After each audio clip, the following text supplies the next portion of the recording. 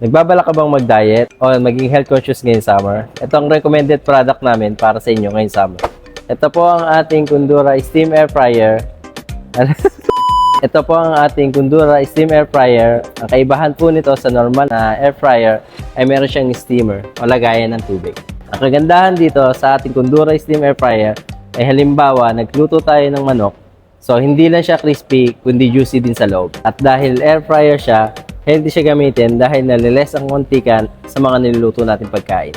At ito naman po ang ating Kundura Steam Multi-Cooker. Ang kagandahan dito sa ating Kundura Steam Multi-Cooker, hindi lang siya pang steam, kundi pwede siyang panggawa ng may sabaw, soup, at pwede siyang pagsaingan.